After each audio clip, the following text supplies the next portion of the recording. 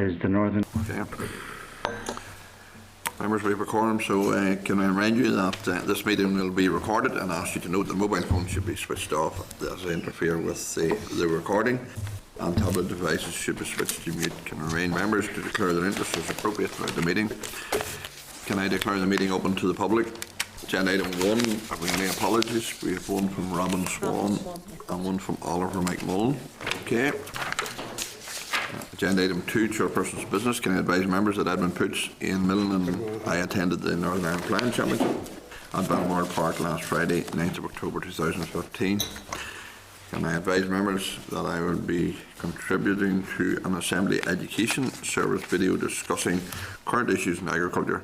My contribution will be recorded on Thursday, 15th of October, and a link to the video will be circulated to all committee members in due course. I advise members that the Deputy Chair and I will be attending a dinner hosted as part of the Northern Ireland American European Union Agriculture Policy Congress on Thursday, the 22nd of October. Can I advise members that I will be taking part in the Northern Ireland Assembly Business Trust event discussing the EU referendum and the potential impact of Brexit on the local business community on the Monday, the 16th of November 2015. Okay, agenda item 3, minutes of the meeting 6th of October 2015. Can I refer members to draft minutes of the meeting held on the 6th of October at pages 6 to 12. Are members content that the draft minutes were accurate? If so, I will sign. Okay. All right.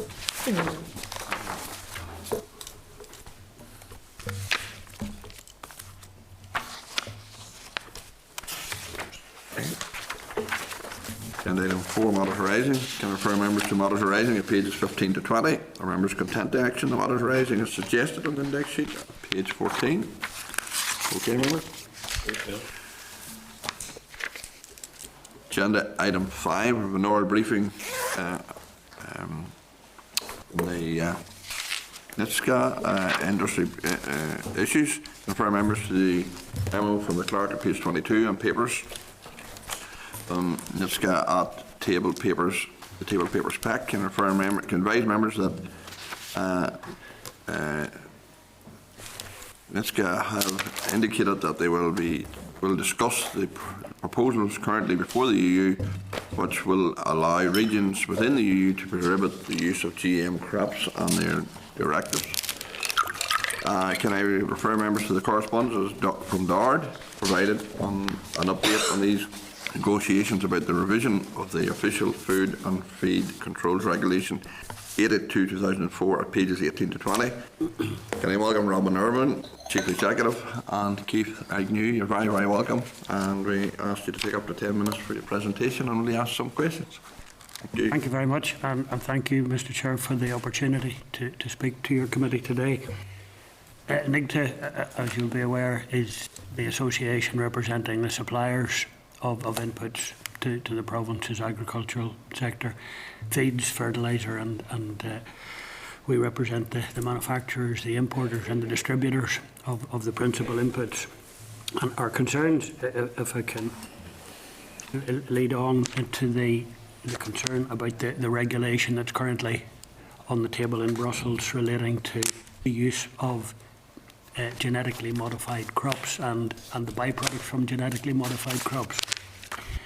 And the proposal is to change the current system of approving these crops. In the past, there is an assessment made by the European Food Standards Agency on the safety and efficacy of any new variety offered for import into Europe. And the proposal is now that in addition to that, each member state will have the option to decide whether or not to permit the use of that variety within it. And in fact, it's not each member state, apologies, it's each region within the EU, which is significantly different. But each region may decide whether or not to permit the use of a particular variety. And that will have major implications given the dependence we have on importing crops from outside of the EU. In Northern Ireland, we import 90% the feed materials that we need to support the local livestock industry. Something over 2 million tonnes coming through the 3 ports in the province. The effect of regions making their own determinations on the use of materials would have very major implications and have massive opportunity for chaos and confusion in the logistics of moving materials, in the labelling of materials, both feed and foods throughout the EU, and really it signals the end of the free trade, the principle of free trade within the European community. The principal material that concerned us would be soybean, in that all of the states within Europe are dependent on imports of soybean. And in fact, probably about 80% of the feed produced within Europe will contain either soya or some other genetically modified crop derivative. Of the 230 million tonnes of soybeans produced in the world, and it's basically all in North and South America, 10% of that total, 23 million tonnes, comes to Europe, and 10% of that is non-GM. In other words, it's been grown from an unmodified variety. It has been segregated and its identity preserved right through the supply chain. So that means that roughly about 1% of the world's soya production is actually non-GM. So there is a very small potential available supply there. Europe is the only region who makes the distinction as to non-GM, GM or non-GM. But even within Europe, in recent years, whereas in the past there had been some enthusiasm with retailers to avoid genetically modified feed materials, that's pretty well past now. There's really only one retailer, Waitrose, for their poultry products who would require a non-GM feed supply. So it doesn't seem to be an issue with retailers or consumers any further, but we are concerned that the direction of travel in Brussels and some of the green countries, the Scandinavian countries, will push for this individual determination on whether to permit the use within their borders, and as I say, very considerable distortion to trade that will cause. Currently, there's a premium. The non-GM materials are available at a premium, probably at current prices would add about £30 per tonne to the cost of a tonne of feed. But if that demand was to increase, that premium will quickly go through the roof, and you could easily see £100 a tonne or even beyond if some of the regions opted to use only non-GM, then the price would just go through the roof. The outcome that we can see: increased food prices, and Europe having to look beyond its borders for livestock products because they would become so expensive here. And of course, when you go beyond Europe, anything you buy is going to be fed on non-GM feed materials anyway. So we're seeking for support in opposing the regulation. While we're not particular advocates of GM, we certainly don't want to see the confusion that will arise if this regulation goes through. The European Food Standards Agency do a thorough job in assessing the risks, and they don't approve anything that's not proven to be safe and efficacious. So we've put our faith in them.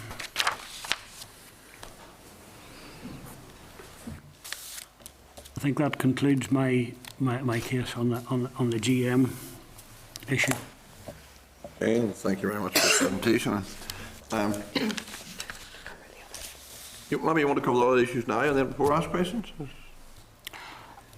If there are questions now, I'm happy to take them. Okay, keep it separate. Okay.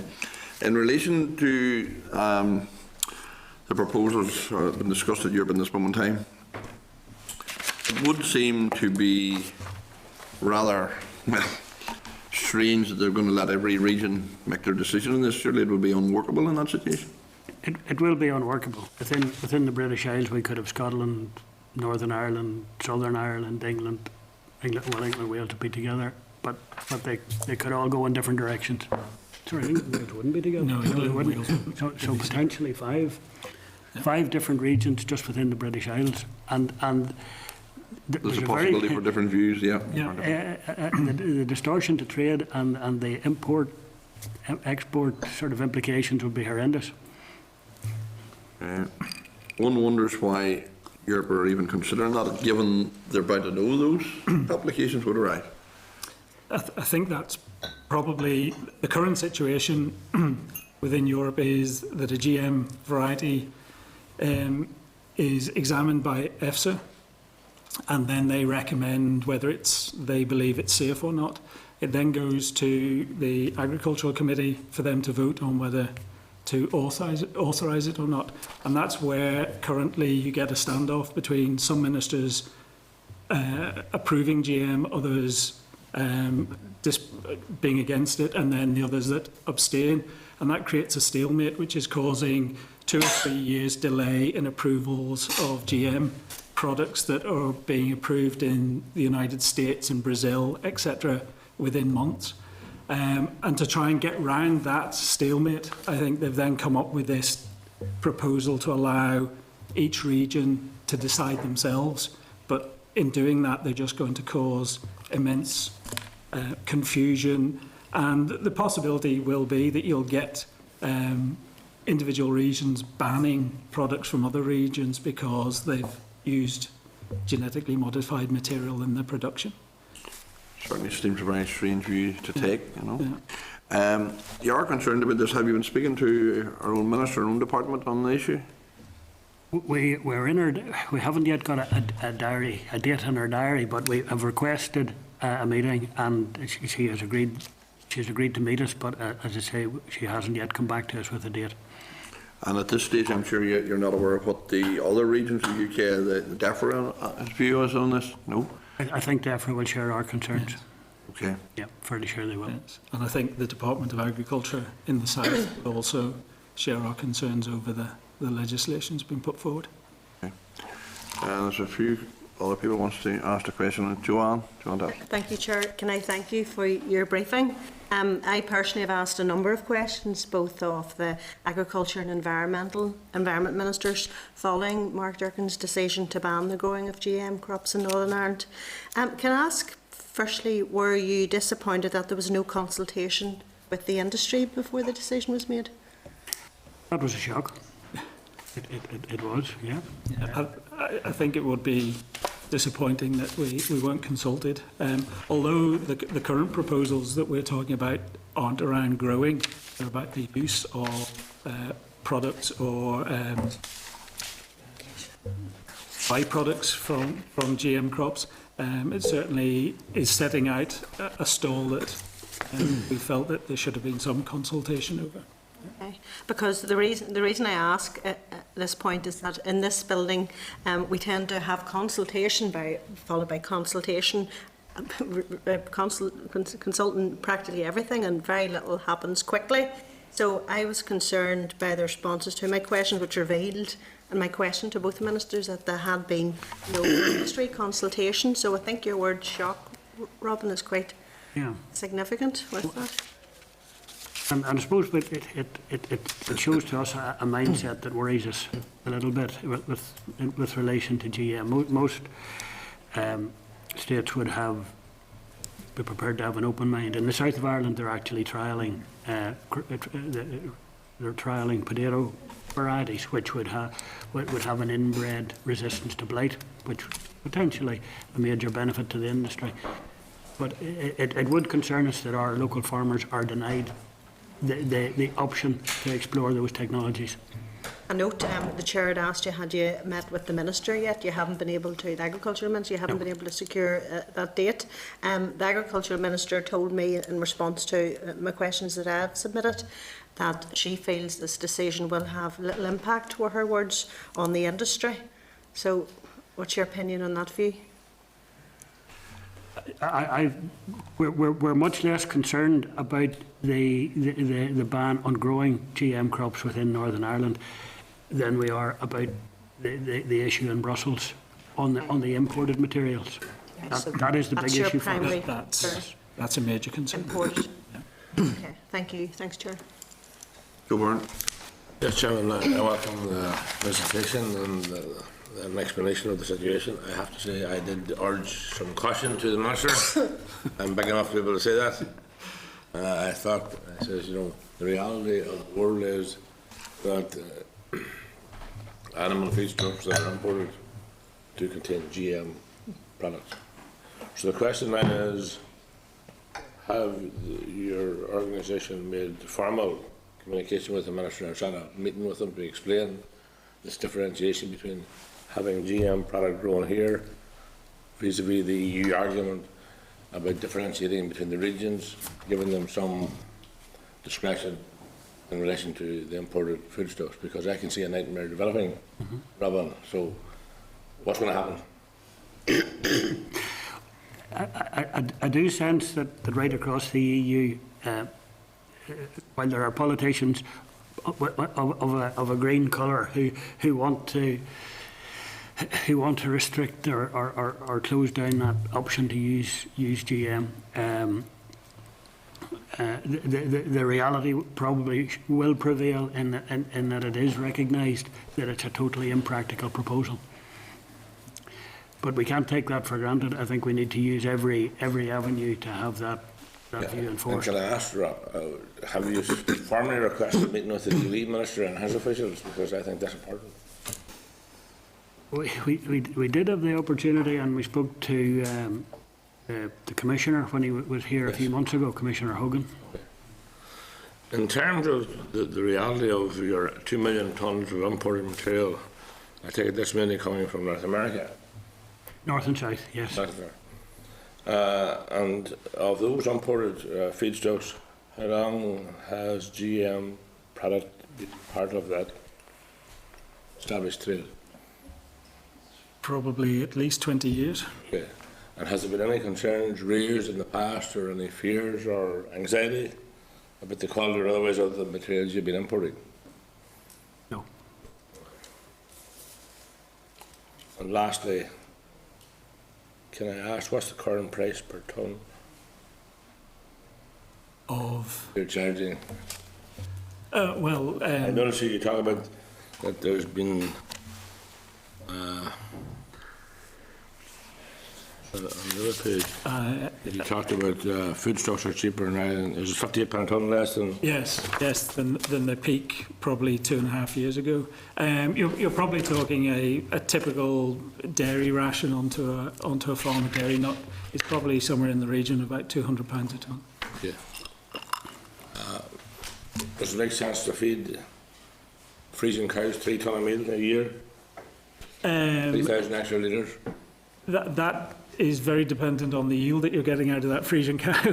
But certainly, I think at three tonnes a cow, it's probably on the excessive side, unless you're achieving yields of 10 to 11,000 litres.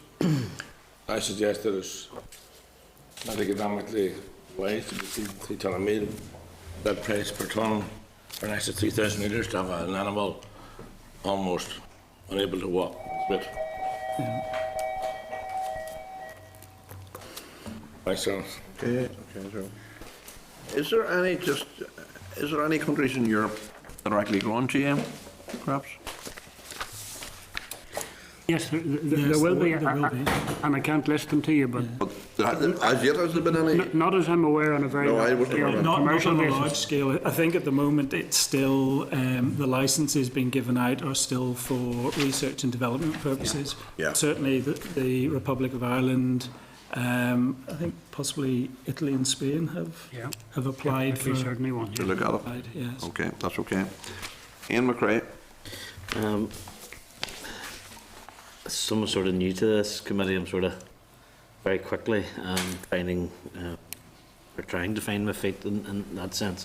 Whereas I come from a predominantly rural constituency, it's all shapes and sizes in that sense. But I suppose a number of the questions, and Joe actually asked a few of the questions that I had in my mind. But in respect of if the EU decided a blanket ban rather than giving the different regions the ability to decide which side of the argument to come down on, if they were to decide to ban imports altogether, would that be an even worse scenario, and then the knock-on effect be increased costs? Yes, it would. The major sectors that would be heavily affected if the EU decided to ban GM products would be the pig and poultry sectors. The poultry sector couldn't survive without soya. And as Robin's pointed out, the supply of non-GM soya is limited, and Europe wouldn't be able to source sufficient quantity. You don't feel that there's any chance that they'll go down that route because of that reason? It's Europe, after all. There's always that danger, but we would hope that common sense would prevail. Let's hope common sense prevails in this one as well. But I think, as Joe has said, I think it is important that you do probably request a meeting with the Environment Minister. He's the person who has taken that decision. I have my views on that decision, and I suppose to probably Robin referred to those ministers who would be more green. I presume you're referring to environmentally green rather than Yes. Other green credentials. But no, it is. I understand the concerns, and it's helpful actually to have this paper that you provided us with, because it certainly helps me to get my head around some of the many growing agriculture issues that are coming before the committee. Thank you. Okay. You want to move on then to the other issues, Robin? Yes, if I can then move on to the again, it's legislation proposed in Brussels which will limit the use of medications in feeds. Medicines added to feed by properly equipped feed mills, we are actually in a position to deliver very accurately and effectively the proper level of medication to animals that need it for whatever reason, on of course the instruction of a veterinary surgeon, and it's always done under their direction and with a prescription before the feed is dispatched. The new proposals, and we can understand the concerns. It's all about concerns about antibiotic resistance in the human population, and obviously we have no issues with that. But the idea that by restricting and regulating to much tighter standards the addition of medicines to feed will actually leave us in the position where we'll be unable to meet those standards, and farmers will lose the option of having medicines in feed. And it's there are regulations relating to the production process where if you have carryover from the batch of feed with the medicine in it to the batch of feed which follows afterwards, then that needs to be measured and very carefully controlled. The degree of carryover which permitted is now being brought down to 1%, and that's an unmanageable level of carryover in any sort of industrial process. And actually, while our members would be quite happy not to add medicines to feed, we're not particularly enthusiastic because of the disruption it causes to our production process, but we accept that for the benefit of our customers, for animal welfare, it's something that the industry does need and value. And the alternative, if we find that we have to give up that, is that farmers will have to top dress medicines onto the feed on the farm, and that'll be much less accurately dispensed and much less controlled than if we were doing it, and are also injecting individual animals, which has issues of welfare and safety, and not an ideal situation either. And again, that's an issue that we're opposing through all the channels at our disposal. What is the current level of tolerance that is accepted at the moment? 3%. 3%? Yeah. Which is still quite low. It's quite low, but it's manageable, and we accept that it is important that the non-target animals don't get medications. That's perfectly reasonable. At 1%, there are a number of issues. We would question whether the laboratories can actually detect a medicine accurately. Now, this is 1% of a feed with maybe 1 to 2% of medicine added to it. So we're talking very, very, very minute levels. And if you mix that into an untreated feed, you're trying to detect, I think it's something like, for some of the additives, it'll be something like 100 parts in 6 billion. That doesn't represent any threat to anybody, to the animals, to the consumers. And it's an unreasonable level to expect from the industry. It would seem like overkill by... Overkill. All right? Yeah, okay. Anyone else want to ask that? Okay. You have, again, you're trying to lobby Europe on this at the moment. Yes. This is one where Europe do, I think, have a fair chance of success. Probably more so than on the GM issues. And we do seriously expect that farmers will find very few millers prepared to add medicines to feed if this regulation goes through. Yeah, so that will cut that out completely. This is a real threat. Probably a higher risk, individual animals being injected, has a higher risk of getting into the food chain, maybe higher levels of, than is currently. I think the other potential danger within this is that you may then get issues of where farmers actually source the drugs that they're supposed to be using, and the potential that's happened in the past of drugs that have been banned within the EU suddenly reappearing, and that's not a situation anyone would want to see. Okay.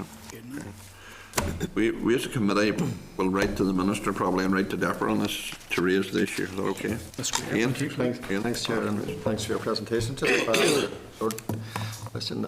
You see, have you been in contact with our MEPs, and what position do they hold in regards to this? We have lobbied our MEPs, and we've had a good level of support from the ones that we've spoken to. Okay, and tell me that if you spoke to all of them. We spoke to Jim Nicholson and Diane Dodds. And will you be trying to reach the others? Yes, absolutely. Yes. Thanks, Chair. Chair, could I ask, is there a cross-border? I mean, what's the cooperation between South and North on this issue? Is there anything there that could really affect both? Yeah, we've spoken with our counterparts across the border, and they would share exactly the same concerns. To the point, if the 1% it does become legislation, the feed millers in Ireland will just withdraw from medicating feed because it's impossible for us to achieve sort of levels. So you're working together anyway to try and We are get indeed. the right answers? Very closely. We are indeed. Okay. Very closely. Thanks, Chair. Okay. Anyone else? Okay. There was a report come through that there was down in the Republic of Ireland 1,414 samples of feed were taken from feed business operators sent to various analysts by the Department of Agriculture in 2014. The results found that there were 510 cases, over 1/3 where the analyst results were found to be outside the Department's tolerance levels. Are you aware of that? No. I hadn't heard Comment. that one. Is that from commercial millers or is it feed produced on farm, I wonder? It would look like feed business operators, so it would look like Feed, it would look like commercial business. that's the way, you know, it's worded there. We wouldn't, we do regular monitoring of our processes Okay. and we're confident of that 3% tolerance. Yeah, It's okay. achievable and is regularly being, it is We would also being achieved in practice. We would also be audited by the Department of Agriculture on the medications of feed, and they would be coming in and testing. And certainly, I think the 3% is achievable. The 1% that we've also been audited at is exceptionally difficult and probably outside of our capabilities. To deliver, okay, that's okay. Then maybe on the wider profitability issues, the issues within the thorny one. Yeah, That's all right. I think it's just to sort of highlight to the committee that the ongoing problems, certainly within the dairy sector. Currently, producers will be receiving around about 18 pence per litre. A cost of production is probably around about 25 pence a litre.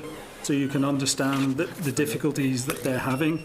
To put that into context, returns from producing something like skim milk powder would equate to around a farm price of about 16.5 pence per litre. So we're still above the sort of the market returns. The difficulty is the farmers are running out of cash, and as suppliers, we're being asked by our customers to try and help them through the situation, which we are more than willing to do. However, as it has been pointed out, feed prices have fallen by around about £60 a tonne over the last 2 to 3 years. The cost of feed input compared to their milk price will probably be around about 40 to 50% this winter. So it is a considerable chunk, whereas that normally would sit around about 30 to 33% of the milk price. In terms of putting it on a wider context, dairy farmers probably are using around about £5 million per week in terms of feed costs. And obviously, if we extend credit terms to them by that level of a week, that 5 million passes over to feed businesses to try and finance in some cases. I think we need, or I think the whole industry would need, is potentially intervention at a realistic price to help stabilise the dairy markets, although there is some signs of green shoots of recovery maybe, but also the aspect that loans that or the finance that we're giving our farmers is unsecured, and it's putting risk to businesses that run successfully, and we're maybe not the right vehicle to finance that. And I think it's more to make the committee aware of the potential situation. Okay. In relation to the current situation, has there been any increase in indebtedness to There has been. traders and non-traders? In general, chatting to colleagues throughout the trade, you're probably seeing debtor days or the level of debt having increased by about a week so far, which is added about 5 million to people's borrowings. That 5 million is among approximately how many suppliers would that be? That's probably over. There's 4 main big suppliers, and then there's probably about 50 in total supplying the dairy industry. Okay. Can you see this in your, you know, this looks like it's set to continue for now a few months. Yes. You can see the situation becoming more serious? I think it'll become more serious. We're now moving into the winter feeding period where feed usage will actually go up, and we've already got farmers struggling to keep up with their bills. We're now going to move into a period where feed usage is going to go up. The demand on their cash inputs are going to go up. And unfortunately, it doesn't look like milk price is going to recover in the short term, yes. We have, I would suspect, virtually every milk producer is now in a cash deficit, in a trading deficit on a monthly basis. And as all the available reserves are used up, as we go through the winter, more and more people will be... They'll come to a position where all available sources of finance are exhausted, and just not a good scenario. No. Currently, or is there any indication that there's less feed been bought? I mean, are they reducing feed? There is, you know, I think the latest DARD figures would indicate that dairy feed usage is down 5 to 10%. You're also seeing the number of cows that are being culled through the meat plants on a weekly basis probably rising by 250 to 300 compared to this time last year. So there is a drive on farms to cut costs and reduce their buying. Probably closer to the 10 than 5, to be honest. I would have thought so. I would be surprised if it's not. Yeah. Yeah. Yeah. You know, I'm speaking to one delivery lorry driver, and he said it. He would notice significant. Oh no, it is. Yeah, reduction. Yeah. Ian McRae. Yeah, I think your point's well made around the fact that the cash is running out, and certainly in farmers that I've been speaking to in my own constituency, it's becoming more and more of a concern. I noted on the second last point of that farm profitability, part of your papers, you've sort of put a question, and I'm just wondering if you have an answer. Who funds this extra working capital? You know, there are many times when government's asked to, you know, pay up and cover some of these costs, and I'm sure you'll understand the ongoing financial difficulties that we're having with the loss of 10 million every month, unless we get some of the issues dealt with, especially, I suppose we go back to welfare reform, but that's the reality of things. So is it a case of coming with the handouts saying, you know, please government underwrite this, or is it a case of, you know, you have an idea of how this could be funded, rather than just coming with a begging bowl? I'm not saying that that's No. happen, but I'm just... I think there's probably more than one element will create the solution. Potentially, financial institutions looking at repayment holidays to take the pressure off. There may even be opportunities for within Europe to provide short-term funding or guarantee loan payments for farmers on that. And also then on the sort of the product side, the likes of intervention to actually set a floor, a realistic floor in milk price that would allow farmers to actually make at least break even would be nice, sort of thing.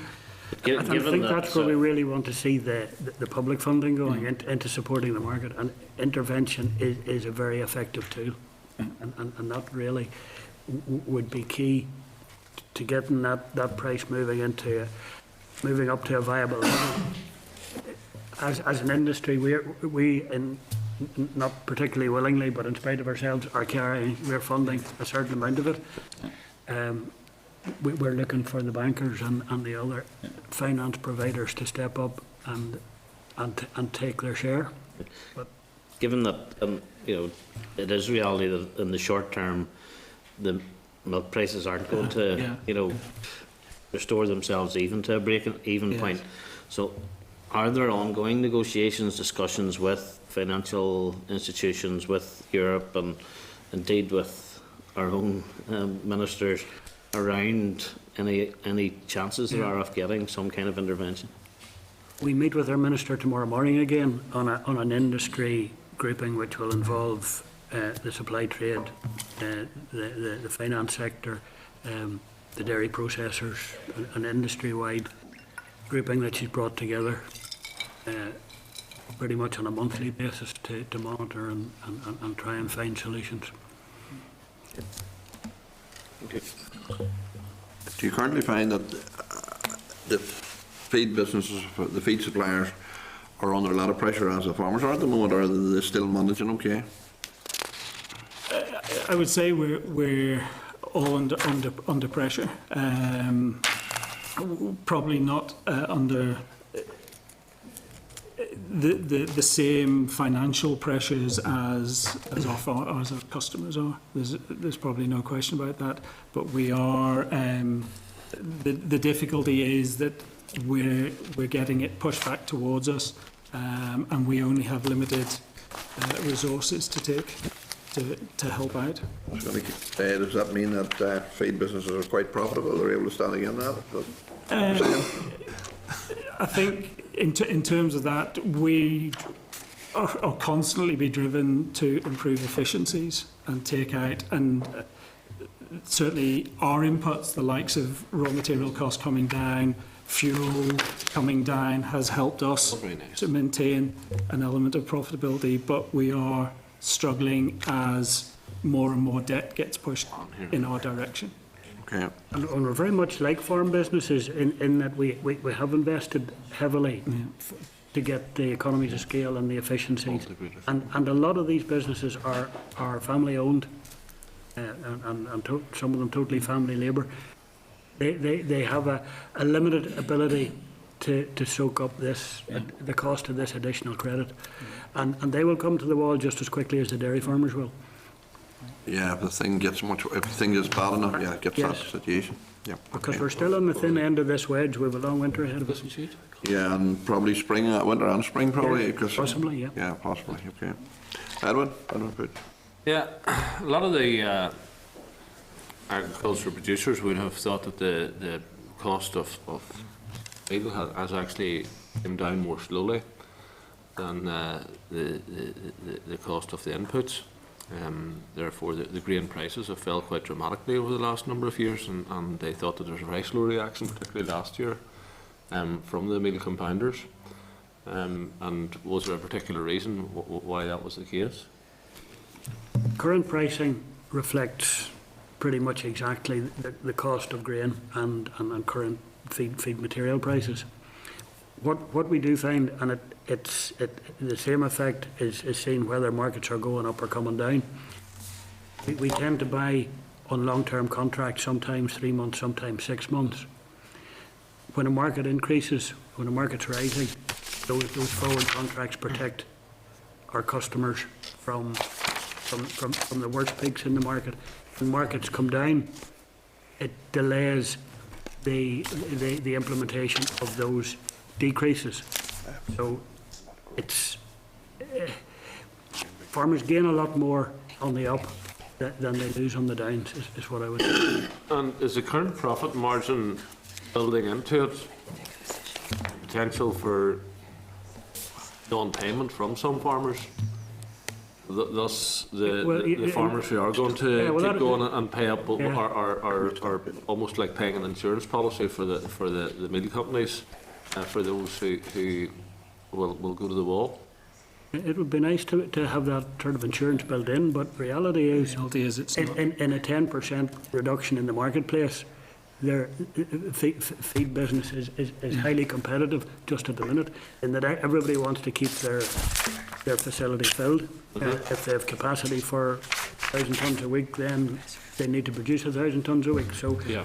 it's a very keenly contested marketplace at the minute. And there will be no margin being earned against that insurance at the minute.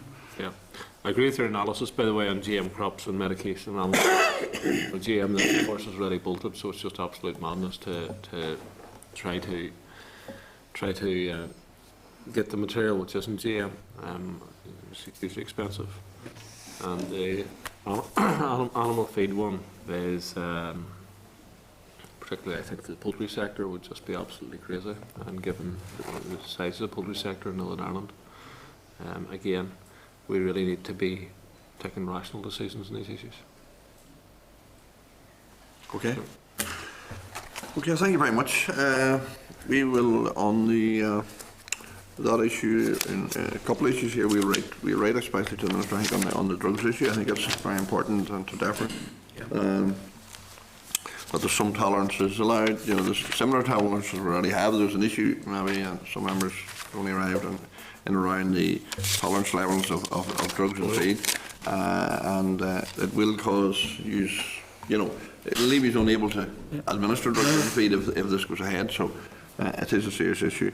The importation of GM, as I think Edwin Pritchard only said, I think the horse is bolted. If we try to stop the importation of that, it will be major effects on industry right across the board. On the feed prices will be massively increased. Again, thank you very much. And Could I conclude, Mr. Chairman, That's okay. on a positive note, Good. because we do have some good news. That's good. For the industry. The Food Fortress programme, which Sorry. you may have heard of, it's a programme for testing feed materials for contaminations to the food chain. Okay. And in the past, both feed and food have suffered contaminations that had gone undetected through the feed channel. We put together our association a programme called Food Fortress, which now consists of 69 members, and in fact, every tonne of compound animal feed consumed in Northern Ireland is now covered by the Food Fortress. Okay. And that covers some materials coming in from the mainland and all the material that comes up from the south of Ireland. And it's not. I would say we can say we're proud of the response of the industry at the level that they've stepped up and taken on the challenge and acted cooperatively to deliver this level of assurance. It doesn't happen anywhere else in the world, and with the help from Queen's University and Professor Elliott there, we have something that really gives Northern Ireland a unique advantage when they go to market food in the global marketplace. Okay.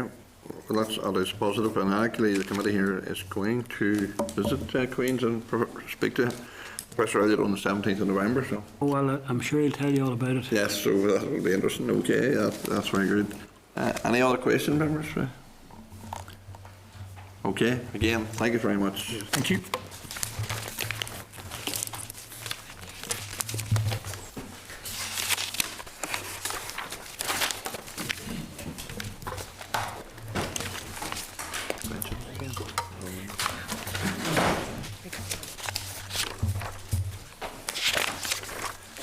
Move on to agenda item 6, and we have an oral briefing on plant health update. Confirm members to the memo from the clerk at pages 24 to 25 and papers from the department at pages 26 to 28. Can I welcome Alistair McCracken, Principal Scientific Officer, AFBI, Diane Stevenson, Forestry Service Policy and Legislation, Jim Crummy, Agricultural Inspector, Grade 1 Forest Service, John Finlay, Agricultural Inspector, Grade 2 Forest Service. These are all very welcome, and we just asked you to make your presentation to us. We'll give you up to 10 minutes or so, and then we'll ask some questions. Okay? Okay. We're not too tight in time, you're okay. If it takes more, don't worry. That's fair enough, thank you. Okay, Mr. Chairman, members, first of all, I'd like to thank you very much for the opportunity to come and provide an update on plant health matters. I think we've provided the committee in advance with a short paper, which has provided you with some narrative around our ongoing response to the three diseases, Phytophthora ramorum affecting large, and to Ash Dieback. And we will, of course, be happy to expand on our approach and on those issues and take questions in due course. If I could, I suppose at the outset, basically I'd like to introduce my colleagues and provide some explanation on our respective roles. Certainly since our last visit here in June, I suppose my role within the Forest Service Agency has changed, and I've now taken on a role as a Plant Health Director within Forest Service, where I am responsible for the coordinated overall development of plant health policy and the implementation of official controls in support of safeguarding plant health in Northern Ireland. On my left, Diane Stevenson, and just to give you an introduction to the team, Diane Stevenson. Diane has joined Forest Service Plant Health from the Environment Agency and will be leading on policy, plant health policy and legislation. And Alistair McCracken needs no introduction. Alistair's a plant pathologist from AFBI, who provides us with scientific advice and analysis, and also oversees the delivery of diagnostic services. And then on my left, John Finlay. John is Head of Plant Health and Horticulture Inspectorate, and there leads a team of inspectors undertaking surveillance and actions, primarily against plant pathogens, and I suppose to use rugby parlance, it's a bit of a new front row, so to speak. But I suppose at the outset, if you wouldn't mind, I'd like to reiterate an issue, and it's been raised in previous hearings, that plant health we see very much as a shared responsibility. Government, trade, and certainly in wider society. And there are many new pests and threats. In fact, the Chief Plant Health Officer, in their response in GB to plant health risks, initiated the development of a United Kingdom Plant Health Risk Register, which has identified over 700 new emerging and existing threats to plant health. And effectively that gives a bit of an idea of the quantum of the scale of the threats that plant health is confronted with. And I suppose if I could make one point, that really emphasises the importance of science and evidence and essential to us in designing programmes to counteract. But routine business continues, and what I would say is over recent months, I think we continue to engage very much on a north-south basis with colleagues in Daphne through the Plant Health and Pesticide Steering Group, and increasingly we engage on a monthly basis with colleagues from right across the UK Plant Health Service, of which we are part, and this involves close integration and collaboration with the other devolved administrations and Crown dependencies. And we do this also in terms of technical support. We participate in monthly plant health risk management work groups. You may ask what's the benefit of that type of engagement, but certainly within Forest Service and within Northern Ireland we're quite a small service, albeit we're part of the UK Plant Health Service. And that degree of integration allows for sharing of a lot of information on new and emerging threats. We also get quite a close liaison and input into the emerging EU Smarter Rules for Safer Food package, which will lead to a new plant health law, which will be introduced and will be a major policy and legislative programme over the next 3 to 4 years. It also enables us to get much more information on trades, and in trades quite often are the risks, and that enables us to design and implement surveillance programmes that will support our policy of early detection. And if we have early detection of new introductions, that increases our potential for control. I suppose the first stage of my task within the agency was to integrate policy and delivery functions within Forest Service. We've largely achieved this, and the management and organisation structure is now in place. And I think with the addition of Diane, who's now building capacity within the policy team, we will be in a better position. It is worth noting, I think, that we have introduced a unique structure within plant health in Forest Service within these islands, where we have integrated plant health delivery and policy across agriculture, horticulture and forestry. In the longer term, we would see this providing benefits in respect of an integrated approach, response and capability, and will hope enable us to address the highest priorities identified within our business case. And if we could just briefly, Chair, if you wouldn't mind, the highest priorities for us are to identify the future plant health risks to agriculture, horticulture and forestry, and to assist stakeholders prepare for and manage those risks, and deliver that integrated approach that I outlined that will safeguard our plant health, protect our environment, maintain our productive capacity and reputation. Much to do, much more to do. What have we done, you may ask? In support of this, I think to date we have, under the DARD Research and Innovation Strategy, we have applied for and been granted funding to support the development of a Northern Ireland, a contextualised plant health risk register. This has been commissioned by AFBI, and we will draw very much on the experiences of colleagues across the water. Following on from that, developing pest-specific plans will be very much the next step. Implementing a proactive stakeholder engagement strategy has included briefings and much more detailed briefings for non-governmental organisations, trade bodies and others, particularly in respect of Calara. Diane can maybe expand on this later. But critically, we've also developed a leading and fairly innovative mobile data capture and spatial analysis in support of our inspections. In future, we have a big, fairly large work programme. I think a lot of the protection and safeguarding of our plant health in future will involve us looking beyond our borders to assess trades and to really implement EU proposals to strengthen control at our border inspection points, and for higher risk trades such as plants for planting to introduce stricter phytosanitary and plant passporting. I'm sure though, with your permission, I'll move on, because I'm sure you'll want to hear what we're actually doing in respect of existing threats.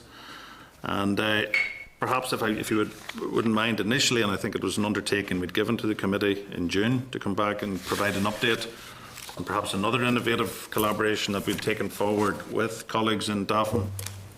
And this was the launch of the Tree Check app, launched on the 16th of April. The objective of the smartphone app, which is a web-based application, was to help members of the public in both jurisdictions to report suspicions about serious plant diseases. It was introduced. We've so far to date, we've had 36, I think we have 48 reports from the public of ill health in trees. 35 of these have been through traditional methods of telephone, 6 via email, and 7 through Tree Check to date. Now this is disappointing. Are we committed to Tree Check? We absolutely are. Have we identified the issue? I think we have. Perhaps our imperative was to introduce the technology. Perhaps the user testing maybe wasn't as robust as we would have liked, but certainly we've identified the issue, and working with colleagues in DAFM, we feel we will be able to address it is a technical issue, but we think the principle of the app is good. It has been rolled out to various NGOs, and I think what it does, it's another tool in the hands of a lot of people who have an interest in the countryside and who can very much act as our eyes and ears. So yes, committed, absolutely, and I would hope that for another season in 2016 it'll be fully operational, and that we would see an increase in reports. Having said that, a lot of folks still prefer, where they do see suspicious material, they'll telephone us.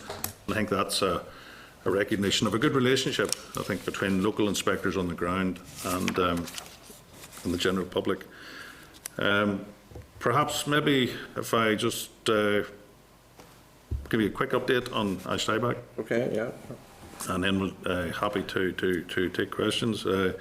In respect of Ash Dieback, we continue to work closely with DAFM, implementing the control strategy, and to date in 2015 we've carried out over 1,700, in fact closer to 1,800 now, for the disease in recently planted and established ash.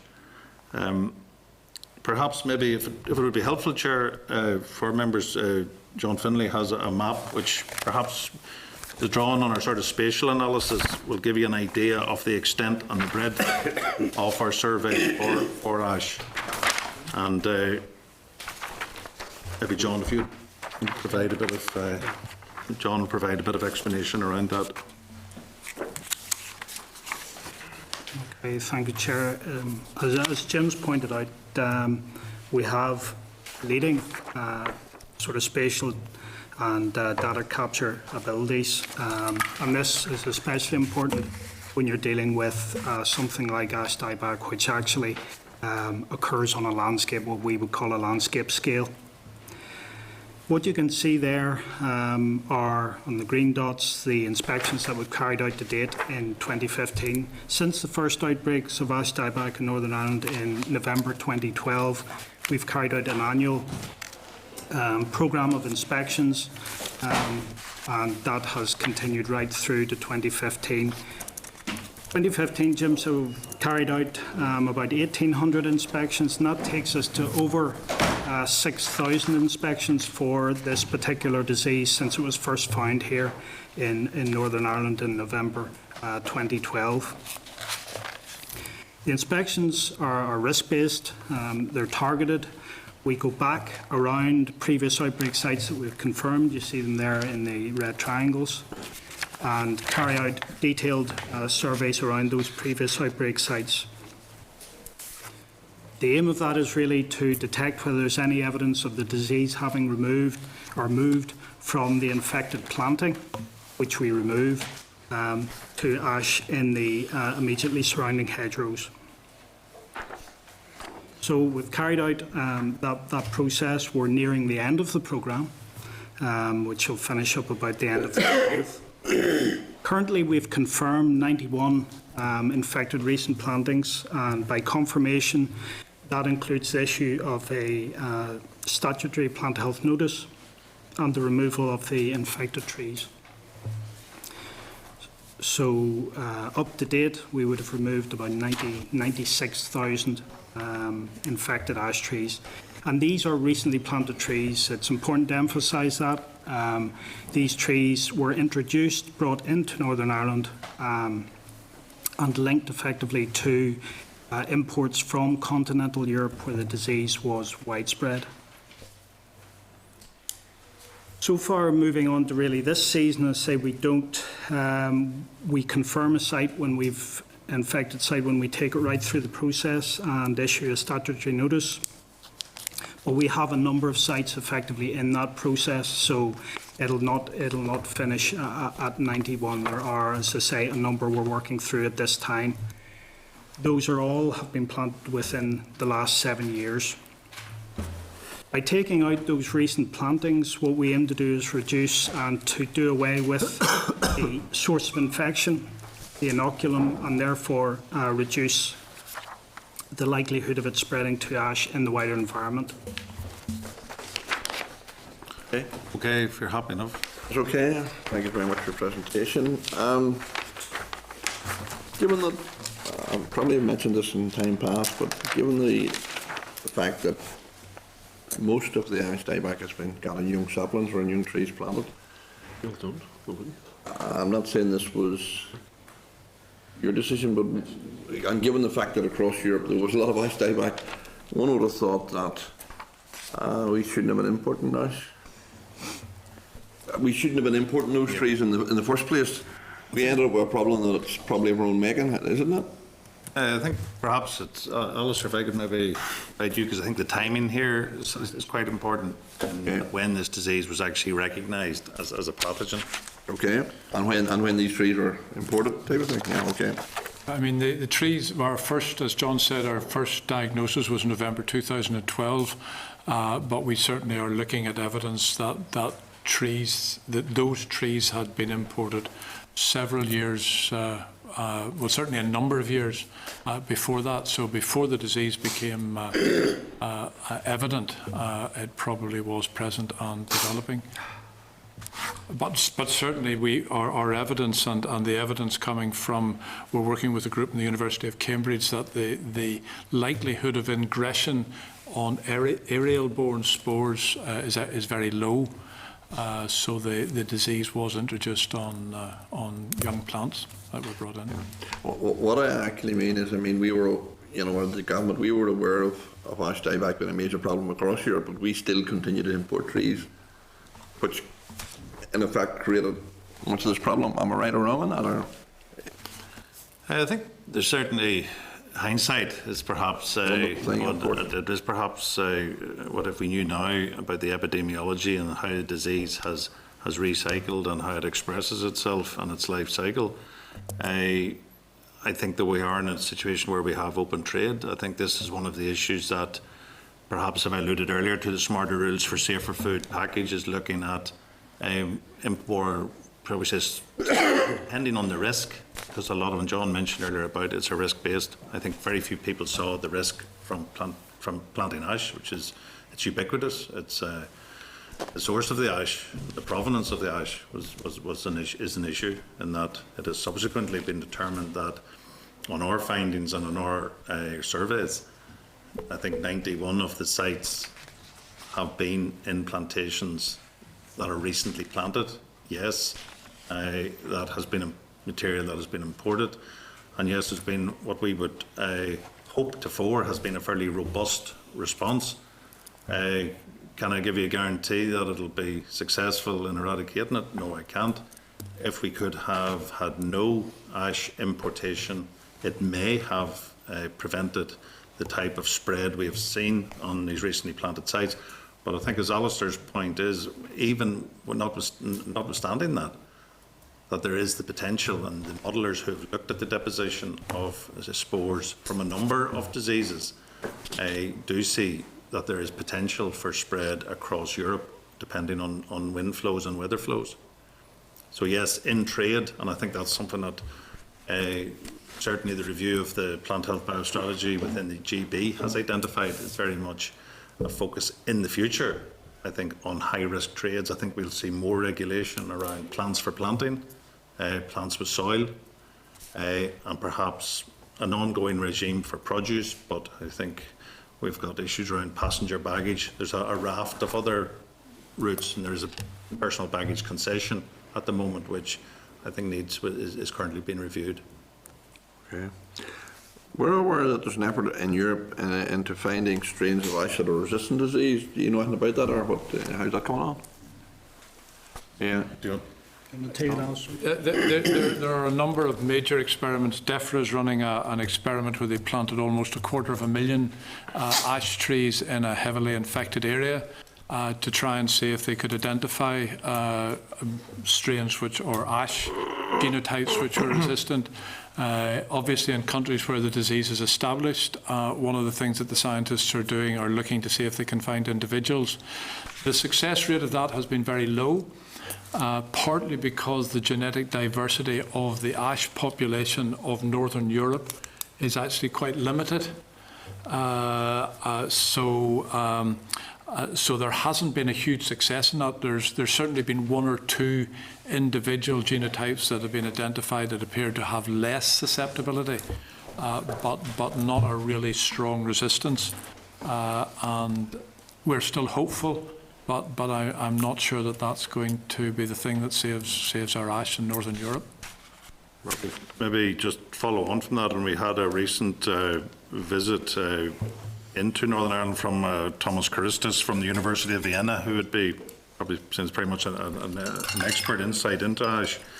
And it was interesting when we contrasted the experiences on the continent and here, where a lot of the findings, certainly on recently planted ash, was a high component of ash. There's evidence of the pathogen recycling. But even in countries on the continent where you've got isolated ash, which perhaps is more typical of the ash distribution, which you'll appreciate is quite ubiquitous across our hedgerows and across our landscape. A lot of hedgerow ash is actually on more mounds and on drier types of soil. There's some indications, early indications are that perhaps solitary ash is slightly more resilient, whereas what we have had, I think, in the recently planted plantations is you have a density of planting, you have a thick undergrowth, and the potential for the pathogen to recycle, and that has been a challenge.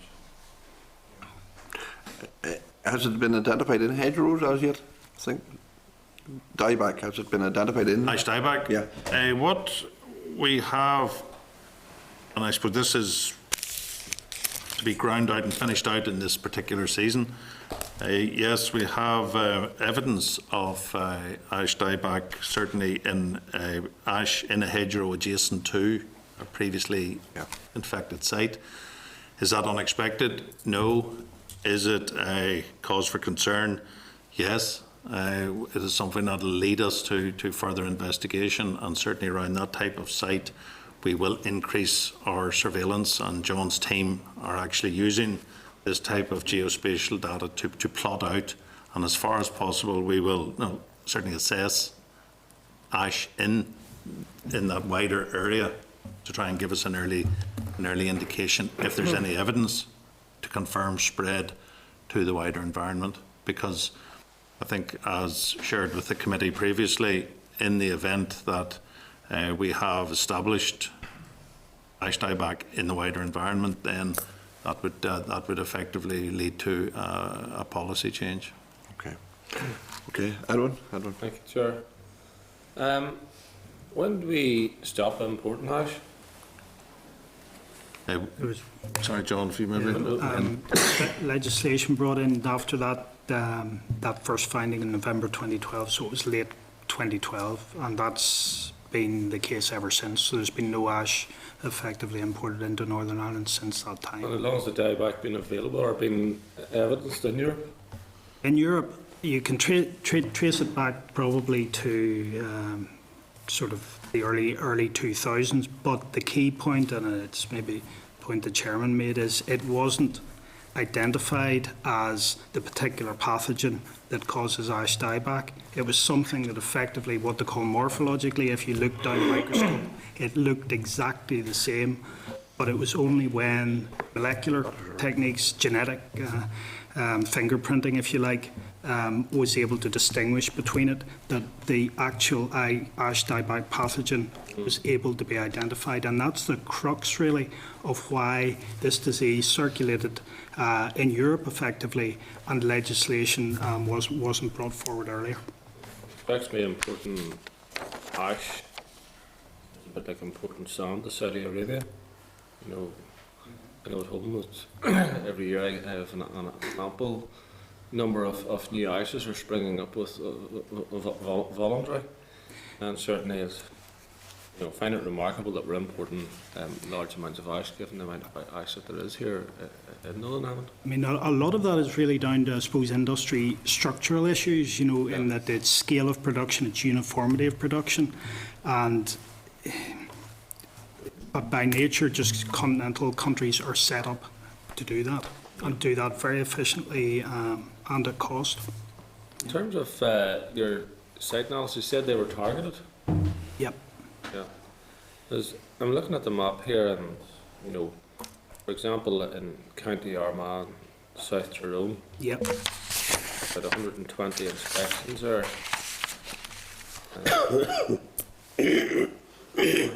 And it yielded 2 in South Armagh, and the next 2 was down around Ballygolly there. Mm-hmm. So, how was that targeted if they, if that's coming back with so little ash dieback? I mean, what we actually look at with a number of different sources of information. One key one would be the grant-aided plantings, the farm woodland type plantings, where if we identify ash in that, then it is inspected. Now, those sort of plantations could have been planted with ash from a number of different sources. Some of it might have been local, some of it might have been imported. So it's really, we target them, if you like, on the age structure of them, the recently planted ones. Also, other inspections would be around previous confirmed outbreak sites for the reason that I've indicated about spread. So you can't say there'll be a concentration in one area or another area, because material can effectively move to anywhere. Yeah. And there seems to be a real hotspot around Strangford and North Down. About 20 cases are a relatively small geographical area. Again, it could be down to particular consignments. I mean, when ash is imported in consignments, that can be split to a number of different premises. And if it is infected and it moves within an area, yeah, it can give a concentration. But what it's important to point out, all these outbreaks, if you like. They aren't related. They're independent, if you like. Independent of each other. Independent of each other, but could be linked by the infected material. But you're not getting, what I'm saying is you're not getting spread from one to the Yeah, other. well, there's like 6, which would appear to be in the Craigantlet Hills. Well, again, that Would all of those have independently contracted out dieback as opposed to, like, they're right beside each other, those plantations?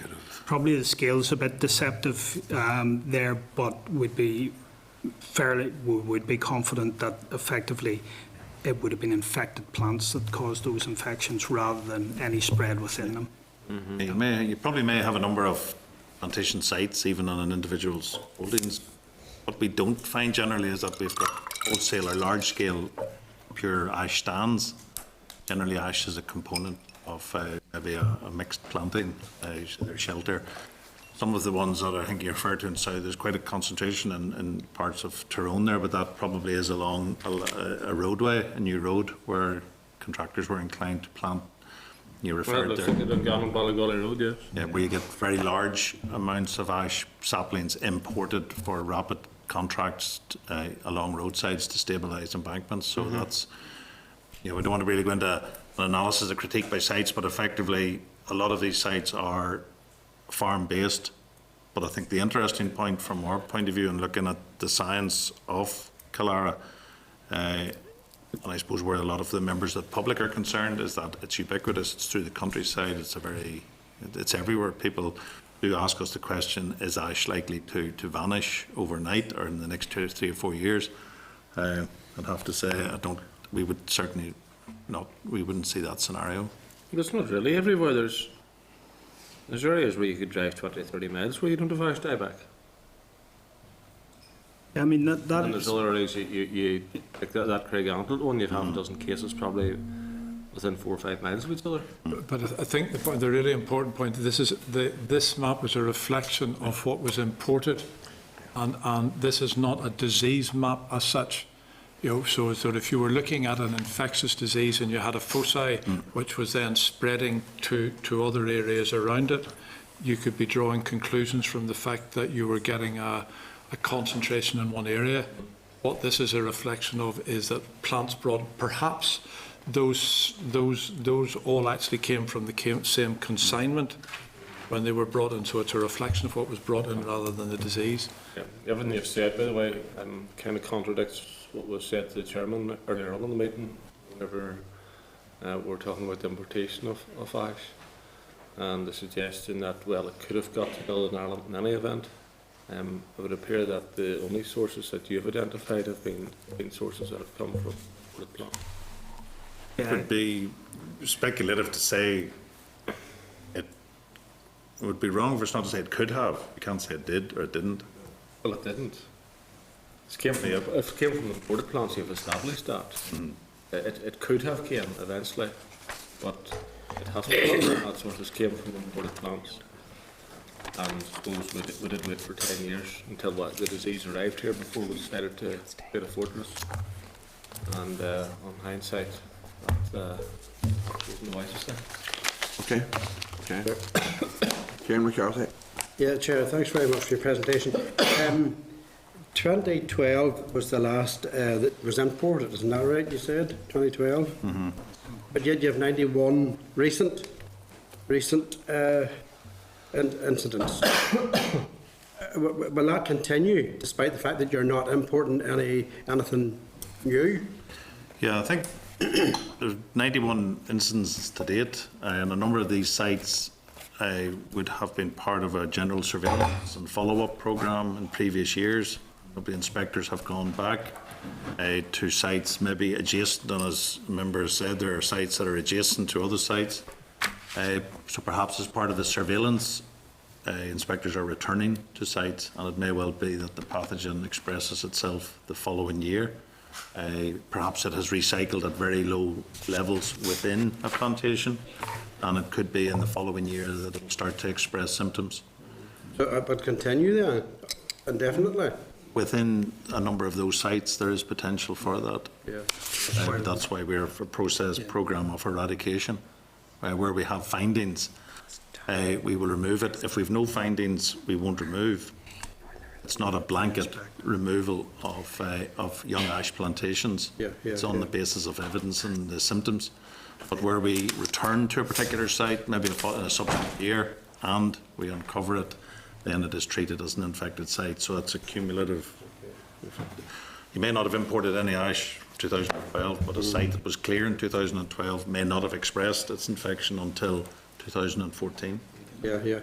And was there any question of compensation? I think I remember, maybe it wasn't yourselves, but at the committee from time away at the early stages where there was talk of compensation for people. I mean, you removed 96,000.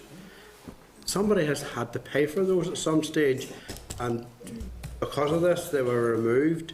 Was there compensation paid at all? I think compensation wouldn't be how we would describe it. What Forest Service have done has been to provide support to landowners who have found themselves in a position where their investment in ash and recent ash plantations has been affected by cholera, and to date that support has involved restitution, where, as I described, when upon a positive finding, young saplings are removed, then that component that has been removed will be replaced under was replaced up to 2014 under the Rural Development Programme, or under the Woodland Grant Scheme, and I think their provision is being made within the new RDP that would enable us to continue to support the restitution of areas where ash has been removed as a result of being infected with cholera ash dieback. Right. And was there ever any possibility of the department looking for compensation from the source of the imported trees? I'm not aware of any pursuit. I suspect the trade in the scale and nature of the ash that was described, and I think as investigations into the epidemiology and the spread of cholera ash dieback has taken place, it's probably the provenance of a lot of ash saplings. Seedlings can be moved from one part of Europe to another to be grown on. Yes, there are probably challenges there for those who want to invest in propagating and developing and looking at this industry, but largely there's been large nurseries on the continent which have grown on large significant quantities of plants in nurseries, which then subsequently have rotated and traded within Europe. Anybody want to add to that? Or? No. That's fair enough. Thanks, Chair. Okay. Byrne. Chairman, thanks. Apologies for coming in late. Can I ask, what sort of financial resources have been put out tackling the disease so far? And can you give any estimate of what stage we're at in the overall cycle? Is this still a growing epidemic? Has it peaked yet, or do we expect it to grow further? If we could maybe deal with the stage of where we are in the outbreak and findings, I think as we have 91 positives, our surveillance programme continues. About approximately 1,800 in year. I think, as John has indicated, about 6,000 on inspections to date. We wouldn't see that, as I pointed out to the Chair earlier, we don't see evidence of widespread spread or establishment in the wider environment. Therefore, there is a significant resource, and I think at a previous hearing over a 2-year period, we were looking at I think roughly in the region of 600,000 in terms of staff cost. If we look at the plant health service in totality, we're looking at a cost of probably 1.3 million per annum, but effectively that service straddles, as I say, across agriculture, horticulture and forestry. It's also engaged in delivering certification services to the potatoes industry, as well as bee health and noxious weeds. So it's quite a broad, and it's maybe something that we have indicated there earlier about IT and the new structure that we're looking at within Forest Service. and we would have certainly an understanding of a requirement for much more detailed analysis and data and costings of the various categories of inspection programme, because there are a lot of surveys we take which are required by law in support of protecting our EU status as a protected zone for freedom from particular pests. Obviously, this situation is very much a surveillance action and eradication plan. It's a what we call it's an inspection. There's been a finding, there's been an outbreak, and that has to be managed. So we're not really in a position to give you detailed breakdown of figures or to give you the quantum. But certainly in respect of your question about the overall fight, no, it wouldn't have, I think the battle against cholera would not be ceded at this stage. We certainly have another month or so, or number of weeks to see out this year's surveillance programme. And I think as a result of that then would be, obviously we then we assimilate all those findings and we look at our scientific analysis and the evidence, and that would lead us then to review where we are with the epidemiology. I think Alistair's much better qualified than I am as a plant pathologist, but I think from the number of findings, the number of surveys we are undertaking and the number of findings we have and suspicions of spread to hedgerow ash adjacent to existing outbreaks is very low. If I could just make two comments. Jim mentioned that we had a visiting plant pathologist from Austria, and his comment was he was surprised that it hadn't spread as far as it had. And in discussion, we feel that because of the interventions we have taken, all of these plants that we have removed, which no one else in Europe has tried to do because of how our disease was introduced, that we have really significantly slowed this disease down. I think that the chances of eradicating it completely are probably very low, but we have had a major impact in slowing it down. I think the next year to 18 months is going to be very critical, and it could change over that period of time, but what we have done up to this stage has had a very significant impact on the development of the disease so far. Thanks, Chairman, that's positive. In relation to Mr. Thomas Kiristis, what good examples can he give or experiences he has from other European? Well, I think he's a plant pathologist, a university plant pathologist. So I think that the wisdom that he was bringing was in terms of how the disease had spread, particularly from country to country. Coming from east to west? Really from east to west. And then it spread within plantations. I think one of the things that really struck us was this idea that even in areas where there was really high inoculum of the disease, that an individual tree standing there didn't seem to get the disease, and we had quite in-depth discussions as to the pattern that our ash trees come in. So we don't have lots of large, intense plantations, and part of me thinks, yeah, looking at other countries, eventually a lot of ash are going to be infected. But the other side, the positive side of me, is saying that perhaps it won't have the impact which we're anticipating, simply because our pattern of growth is completely different from most other European countries. So we have less intensification of ash tree. Yeah, we don't. Yeah. And I think he was also bringing a lot of wisdom in terms of the sort of very detailed plant pathology of how the disease is cycling and within the plantation, which is again quite significant to the sort of stuff that we're doing. Okay, Ian. Okay, thank you, Chair, and thanks for your presentation. And again, sorry for the start of it. Just a few points I was wanting to ask. 91,000 trees have been removed, or saplings, or whatever. Has there been any mature trees removed in that 91,000?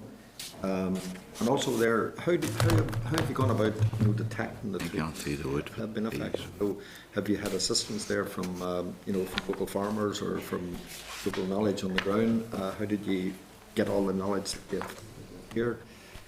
Is there areas there that, see, you know, less green and red there, that maybe there's areas there that you're not getting the information on, or whatever? And what else? Yeah, or has it been the inspectors that have detected the majority of? John will lift the point maybe on how we have used our intelligence and information on trades, if you'd maybe lift that. That's okay. Yeah, in answer to your first question about mature trees, no. The oldest trees that we would have removed or detected the disease in these what we would call recent plantings or introductions would be planted 2008. Okay, so nothing really older than that. We get, I suppose, information from a number of sources, and sometimes it's easier than others. Say the woodland grant schemes, the grant aid funded woodlands, will actually indicate whether there's ash planted there. So those are really quite easy, and we have very good spatial information on our geographic information systems to actually direct the inspectors to those. Amenity type plantings are probably the more difficult, in that a lot of that material is just brought in, it's planted by, say, landscapers and so on site, and really, because ash isn't subject to plant passporting, for instance, or wasn't, and you really don't know particularly well where this material is. So you're really looking visually. We can use different sources of information, approaching public bodies, for instance, and asking them where they maybe have done landscaping schemes and so on, and we've done that. The point you make about public stakeholders is important. Jim's already covered the different routes that people use, be it by telephone, by email, or indeed tree check to report through to us as well. We'd also engage, and maybe Diane will pick up the point, with other environmental NGOs and so on, to educate them firstly on the symptoms of the disease, but also, again, they're out there. We have, I suppose, we contracted in or brought in from other parts of DARD inspectors to work with us right through the summer, supplemented by two of our own. So it's 6 people working for a number of months on this, but that's only 6 pairs of eyes. The more that we can bring in terms of other people, the better on this one. Maybe Anne, you lift on the NGOs? Well, a couple of things in relation to that, and I'll come back to a point that Mr. Poots made about the risk involved, and rightly raised the issue of, did you not see this was a risk? Well, our position is that we are now recognising risk, and in fact, one of the first things that we're going to do is we're going to develop a Northern Ireland risk register to look not just at ash, dieback, but look at any risks that are imminent and could impact on us, that we'll be in a state of preparedness that was something that might have been missing a few years ago. So that is commissioned, and we're working with AFBI, and indeed we're having a meeting tomorrow, and we're meeting Scottish counterparts in about 3 weeks' time to get this delivered in substantively before the end of December. So hopefully we'll come back and report to you on that. Secondly, engaging with stakeholders is ultimately important as well, possibly because of the fact that the team was developing. Now we've got in place the policy side, and recently appointed someone to lead on stakeholder engagement. So key target would be to go out and communicate effectively with all key stakeholders, and that would include landowners, farmers. We've already had a series of meetings with environmental NGOs. We met Ulster Wildlife, we've met with NIEA, we've met with, at a meeting, we've met with RSPB. We targeted those organisations who have people out on the ground, and the feedback coming back to us from those meetings was very, very, very supportive. They're also in need of training and education, and we've had training courses that Alistair has facilitated out in areas to identify the disease. So that is unfurling, and as I said, the risk register will be something that will be web-based. So we hopefully will be able to go out and look at our data analysis. When we pull all our information together, we should be in a fairly informed position, as I said, not just about ash dieback, but about a number of other risks. So very much to our fore at the minute. Also there, you know, have you detected through consignments of trees that come in from Europe, say for example, you know, where they have been distributed throughout the north? Yeah. Is that another? And can I just briefly ask about I see here that there's an ongoing survey with dieback across the Ireland, right? And how are you working along with people in the south, and where are they at with the whole problem of ash dieback too? And Yeah, I think maybe if we just lift the first point in terms of ongoing imports, we do have a protocol whereby inspectors do search ships' manifests, interrogate a lot of ships' manifests to ascertain where consignments of trees and plants for planting are being landed, and then to basically using that to get to the first point of arrival. And obviously an inspector can undertake a check. And that is working reasonably well. We have some, I think we certainly have some numbers which we can provide on that. You mentioned a bit about the state in the Republic of Ireland, and I think to date in the south there would be certainly more evidence of spread to the wider environment. And I think on the DAFM website you'll see, I think, reference to 6 counties. Is it 6? No. And we waive that. Yeah, I think there's probably 6 counties across the south where there is evidence that the Kildare ash dieback has moved from the plantation into the wider environment. And I suppose that again is why we have probably buffered a lot of our inspection resource in border areas and certainly likes of southwest Fermanagh. So yes, there's evidence that the pathogen is more widely spread, or there is evidence in the wider environment. But perhaps when you look at, and I think the point was made earlier about the nature of ash plantations, and I think in the south there was a major investment programme in support of ash for the hurling industry, and probably a greater propensity of specific ash plantations, and that is certainly is an issue and a concern for colleagues in DAFM.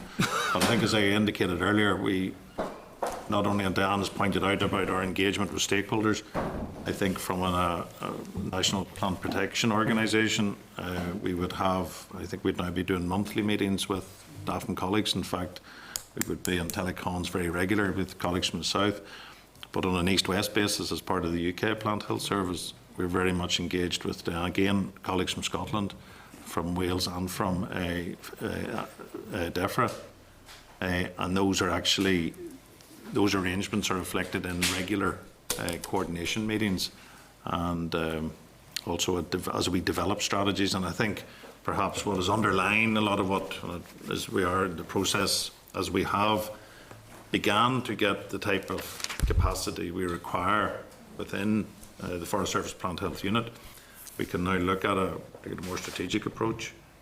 We can look at our stakeholder engagement more effectively. We can look at how we perhaps use our intelligence more effectively for surveillance and engage people with local knowledge. Also too, I think the key one is to really forecast what risks are coming in trade, and hopefully when we arrive with the Northern Ireland Plant Health Risk Register, what that'll do is enable us to really critically assess the trades, what trades folk are engaged in, and then to prioritise those so that we don't have a repetition where, you know, effectively you've got a pathogen in another EU member state, which is perhaps, when it's introduced here, finds a different host, and suddenly you've got a pathogen which may be benign on a host in another state when it's introduced here with our environment conditions and with a particular host range. So those are all the sort of parameters I think plant health needs to, for want of a better word, professionalise and to tie in more the science and the evidence and the innovation. But our mechanism for doing that will be, I think, initially to develop our own plant health risk register. okay, thanks, sir.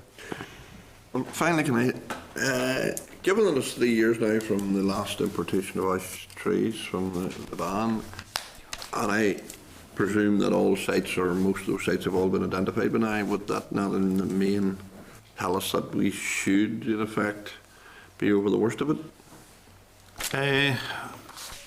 I think Yes, there's an expression used here before, is your glass half full or half empty. I think, yes, it's been very comprehensive surveys undertaken. I think the nature of this pathogen is that we have a much better understanding of its life cycle. We have a much better understanding of how the leaves become infected, how the rachises fall, the petioles, the leaf material can remain in the undergrowth. You can have spores then released the following year to reinfect neighbouring plants, which the point that the member made was maybe in 1 year you won't see any evidence. I think we have a very good picture of the progression of the pathogen within the existing sites, whether that pathogen will now spread to beyond being adjacent and to into the proximity of those sites is the next step. And really that's a call. You may argue, well, you've had 3 years at it, but I think we're probably looking within this season and the next season. I think we'd be in a much better position because of the comprehensive nature of the survey of very, quite discrete sites, but very widespread. And I think the fact that we have had evidence of spread to the wider environment in a neighbouring member state is a cause for concern. Okay. Edwin, what do you know now? Yeah. Obviously, people with your expertise doesn't come cheap. How much has this cost over the last 3 years? I think, as in response earlier, I think we're talking about, it's a bit difficult to break down just specific Calara cost. But I think over a 2-year period, we were looking in the region of 600,000 that would be across plant health surveillance. Does that include, people going out and cutting these woodlands down and so forth? That 600,000, which was, I think, quoted at the committee previously, would have covered the support of Forest Service to remove confirmed infected saplings. Right. And These largely have been saplings, small plants. The landowner is responsible for the removal of the saplings then? Yeah, we would issue a statutory plant health notice to the landowner, but Forest Service offered assistance to actually come in and effectively assist that landowner to comply with it. Right. So Forest Service would have taken the plants out if the landowner availed of that.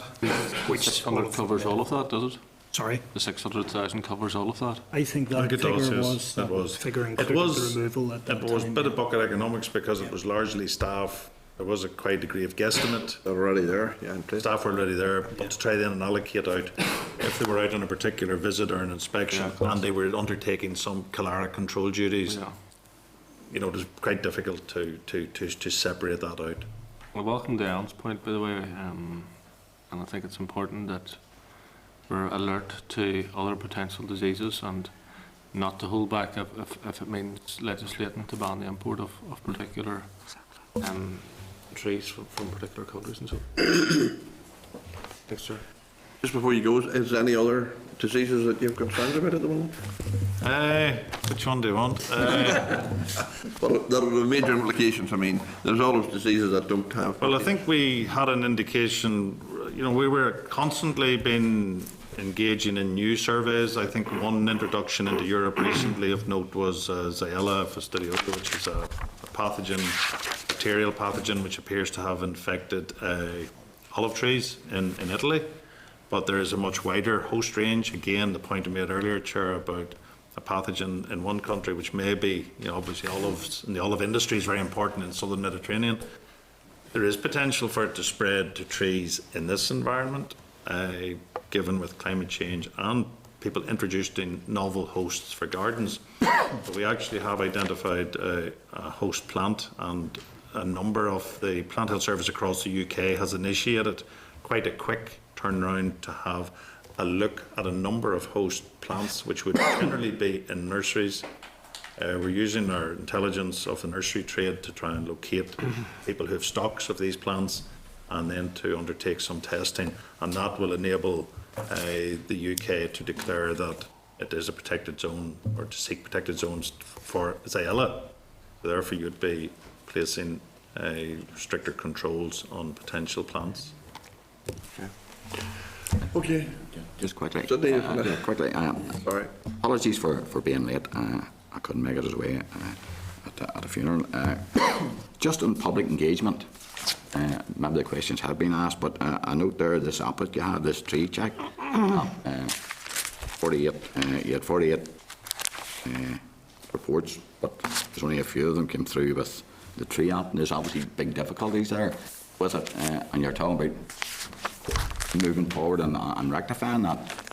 Are you confident you can do that? Because obviously it's got a lot to do with internet access and such like. No, I think I buried my chest on that one earlier. Sorry. No, we have experienced some technical issues which are currently, I think we're aware of the problem. Perhaps the technology, it's quite novel.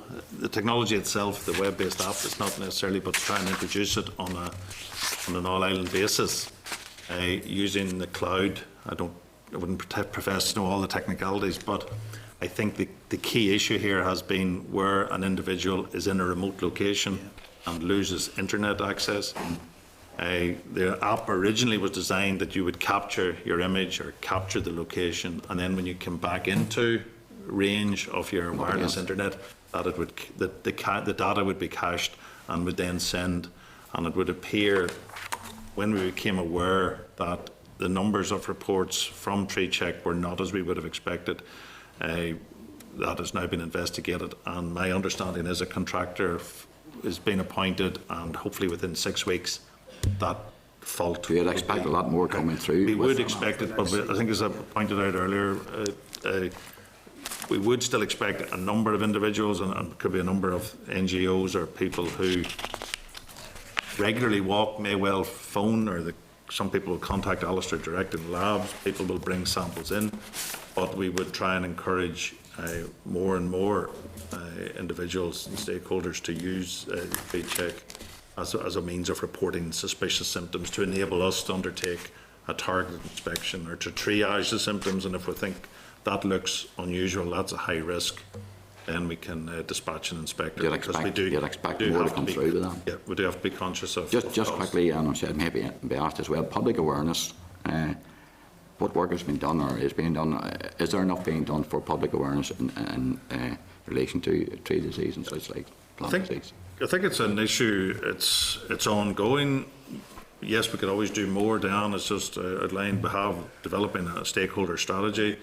Again, as part of the UK Plant Health Service, we are assimilating more and more information on those new and emerging threats into quite professionally produced, I would say, plant pest files or plant pest data forms, which are readily available for downloading off the intranet on the internet. So, but I think we need to be visible. We've appointed both a technical and a policy person to work on the strategy, and I will be engaging, and Diane has taken forward a lot of work with a very wide constituency, and probably worth sharing. One point, there was an introduction recently, you're asking there, Chair, about introductions, a chestnut gall wasp findings on sweet chestnut in the south of England. Now, sweet chestnut is not a very important species here, but it is in the southeast of England, and I think the first findings were by individuals who are gall watchers, people who spend their spare time, could be an amateur mycologist or an amateur botanist, but there are people who monitor sweet chestnut trees, and that was give a very early heads up. So that's just a small information. But the more we can tie into that sort of knowledge, then the better. Okay. Okay, thank you. Yeah, thank you. Yeah, thank you very much. Thank you. Thank you.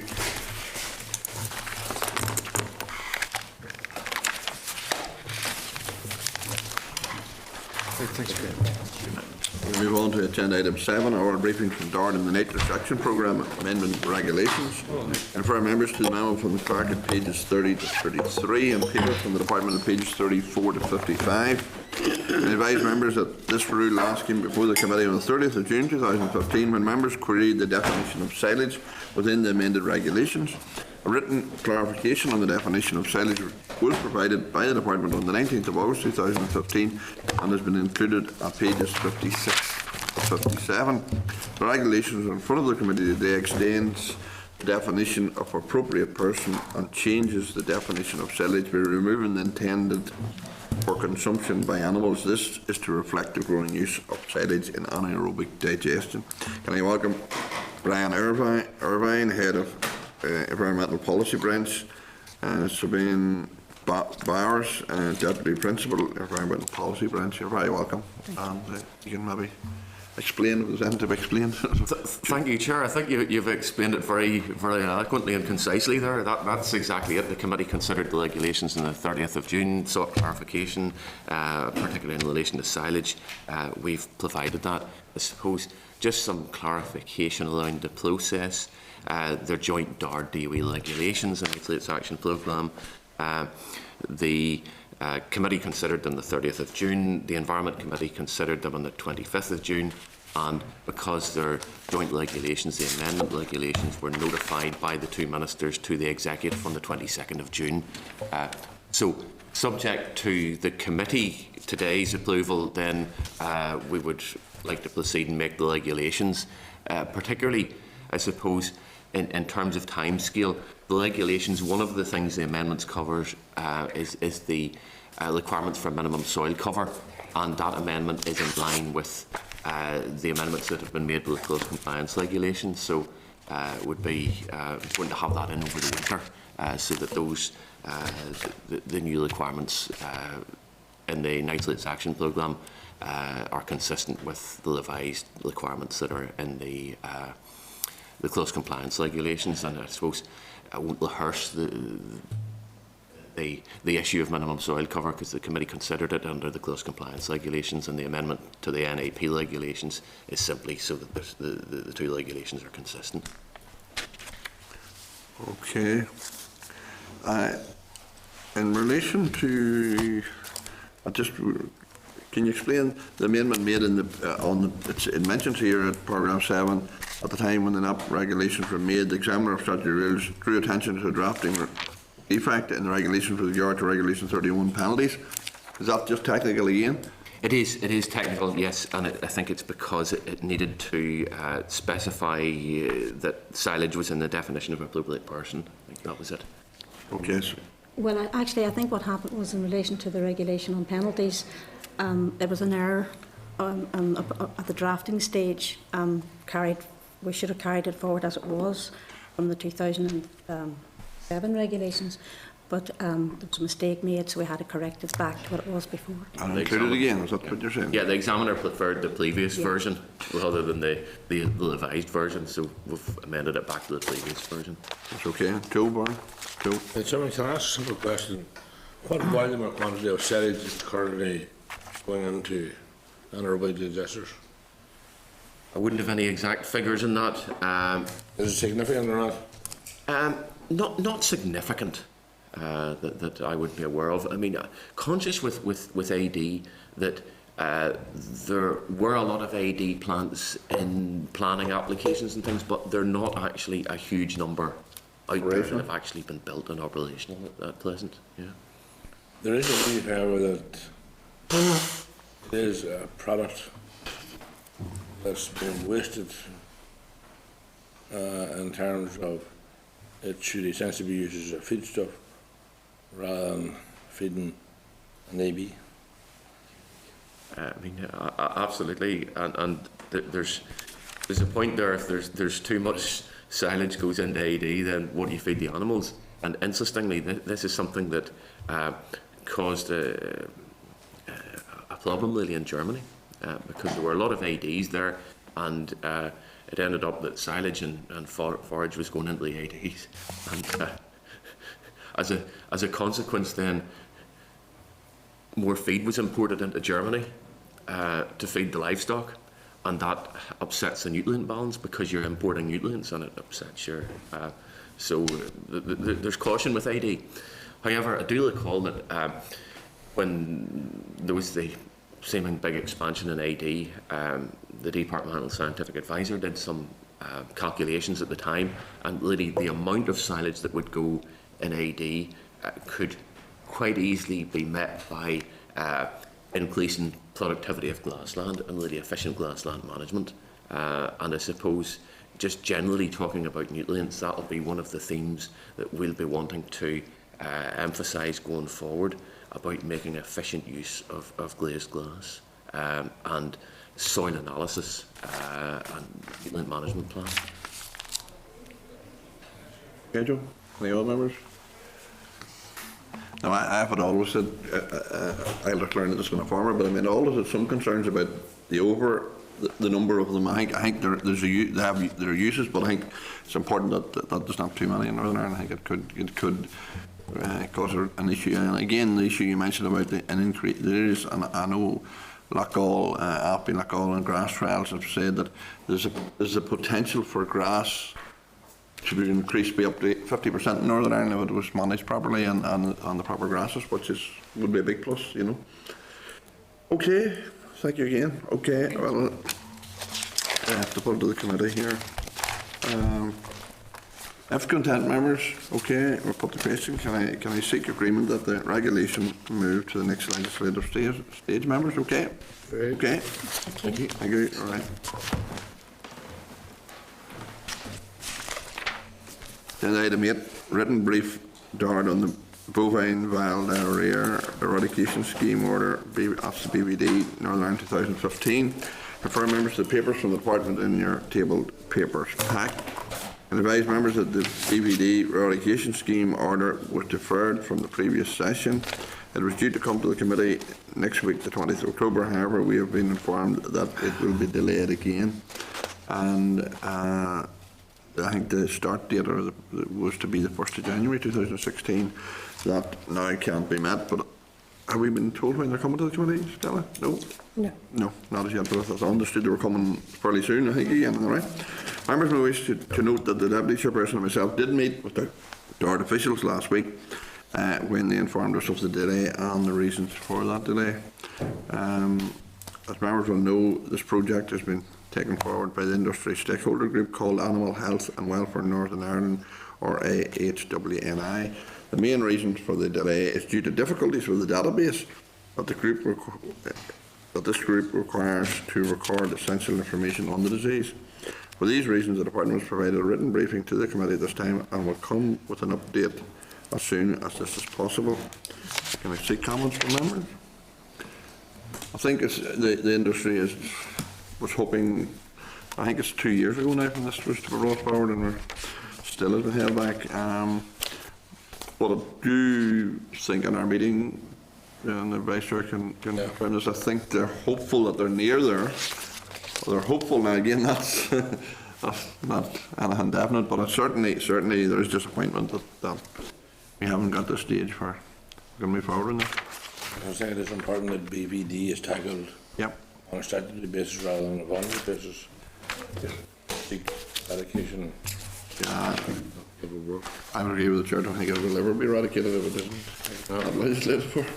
I don't think it's important. Yeah. We'll move on then to agenda item 9, committee discussion DOE tractor speed limit increase proposals. Refer members to the synopsis of consultation responses at pages 63 to 71 and the UFU's consultation response at page 72 to 86. Advise members that we have yet to receive a copy of IAPA's response to this consultation. Members may recall that we had requested responses from both UFU and IAPA. However, the synopsis of responses on individual UFU submission indicate broad support for the proposal to increase the speed and weight limits and engage with DFT on the future increases in the speed limit which may be proposed in Britain. Can I seek comments from members on this? Sure. No, go ahead. Yeah. It was declared interest, but I think this is quite 20th century, the proposal, because most of the tractors were moving up from 30, to 40k at that point. Most of the tractors that are coming out nowadays are 50k. So I don't know why we're so far behind. We're not bringing forward proposals to actually deal with it. I wonder how many tractors have actually been pulled in for speeding. I don't know whether there's any. But the logical thing, tractors can go on the dual carriageway. You have a tractor that can do 50k, but the police could actually pull you in for doing 40k, or for doing, more than 40k. So you're not going to be doing that. That's actually going to be causing more danger to other road users because you have a slower moving vehicle on a road which has a capacity to carry them at a higher speed. Now, if you're taking 30 tonne down one of some of the small roads that exist, obviously common sense needs to apply and you're not driving the tractor at full speed. But where the tractor is on a main road, it is probably better travelling at a faster speed for other road users. What do you get complaining on Nolan's show and Talkback and all of these things on a regular basis is tractors holding everybody back? Well, the DOE in this instance are holding the tractors back. I think that we need to be saying to them, you need to be looking at the sorts of tractors that are being brought out nowadays. Many of them have air brakes and are highly equipped pieces of machinery. It cost up to 100,000. I do surmise, just Edmund, and when we look at this, that on any future increases that the speed limit may have be proposed in Britain, so we were just following the mainland's proposals. Does that look to me like that? Or I wonder. Why even have a speed limit? Why have a speed limit full stop? Not on a tractor, you'd wonder. Because the tractor's only ever going to go at a... There's very few tractors that do 50k too. There'll only be a certain amount, a small amount There's of the fast tracks, by the way. The JCB fast tracks. They probably do 50k. They do more. Do they? Good now. They do 60k. Now, are they different from a tractor? There's no a lot of the potato farmers, whenever they're going to Ballymoney Foods and so forth, yeah, actually bought those vehicles to do that particular job. But the guys were probably oblivious that they were breaking the law, that you weren't allowed to go over 20 miles an hour. Harriet, you want to say something? No, just want to make a comment on it here. It's okay if you're sitting on major roads, sitting behind a tractor and hoping that it would go at 40 or 50 mile an hour, But if you're sitting on country roads and using the discretion of the driver, those slurry tanks of now and silage trailers and all the rest of it, they're massive sizes, right? And they just make a new road when they don't pull up, so they make a new road along the side of the verge, so I'd have concerns, about the speed, because of that reason. Oh, I know where you're coming from, Ian, but the difficulty is you have a car that does 100 mile an hour, and there's not a speed limit in Northern Ireland that allows you to do 100 mile an hour, but they're still allowed to do that. So That's a division. division. I'm not precious, but I can understand, and it's been described there, we're into a new situation, developing and deciding everything, so. Well, can we just raise a query with them that tractors now have the capacity to, many of the modern tractors, and have the braking systems and so forth, and what consideration are they given to that? Yes. Without Can we go back to 3 minutes? Take 2 minutes now, you'll get this finished. Take 2 minutes. Okay, members, you've got that then? Yeah. Okay, item 10, correspondence. Confirm members the correspondence received at page 89 to 96. Can I suggest agreement to action? The correspondence suggested at the next sheet of page 88. Okay, members? And item 11, forward work programme. Can I refer members to the draft forward work programme at pages 98 to 102. I seek comments from members on the forward work programme. Can I seek agreement on the forward work programme? Any other business? No. Get time of the next meeting. The next meeting will take place on Tuesday, 20th October 2015 at 1:30 p.m. in room 30 Parliament Buildings. I declare the meeting adjourned. Well done, sir. See the ball coming back. I have to go in the division lobby. It's almost up there, but we'll be back. Will you be here, or somebody be here? Yeah, no problem. I'm in division. I will do.